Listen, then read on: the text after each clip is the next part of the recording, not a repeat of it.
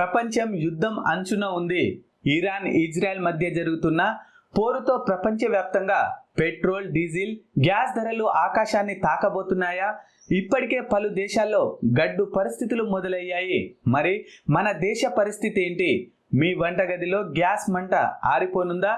దీనికి ప్రధాని మోడీ సమాధానం ఏంటో తెలుసా? Let's start the video. మధ్య ప్రాచుర్యంలో యుద్ధం వల్ల ఇంధన సరఫరా అతలాకుతలమవుతుంది.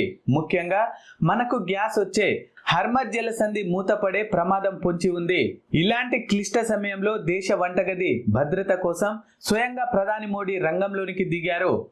పెట్రోలియం శాఖ మరియు విదేశాంగ శాఖతో అత్యవసర సమావేశం నిర్వహించి భారతీయులకు గ్యాస్ కొరత లేకుండా మాస్టర్ ప్లాన్ సిద్ధం చేశారు. ప్రస్తుతం ప్రభుత్వం తీసుకున్న ఆ 3 సంచలన నిర్ణయాలు ఇవే. డొమెస్టిక్ ప్రొడక్షన్, దేశీయంగా ఎల్పిజి ఉత్పత్తిని ఏకంగా 10% పెంచాలని ఆదేశాలు జారీ అయ్యాయి.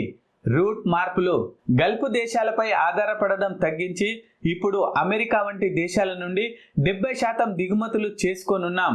హర్మజ్ జలసంధికి బదులు ప్రత్యామ్నాయ మార్గాలను వాడుకుంటున్నాం. గెజిట్ నోటిఫికేషన్, సిఎన్జి పిఎన్జి కంటే ముందుగా వంట గ్యాస్ తయారీకే సహజ వాయువులను అందించాలని ప్రభుత్వం అర్ధరాత్రి కొత్త చట్టం తీసుకొచ్చింది.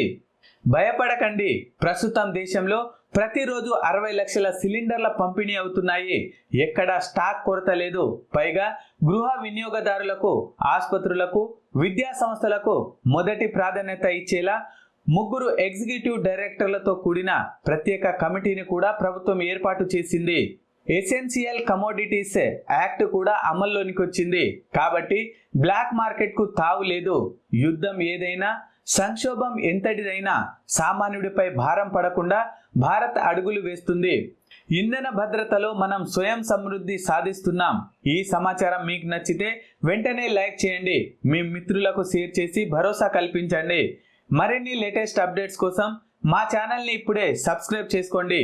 జై హింద్.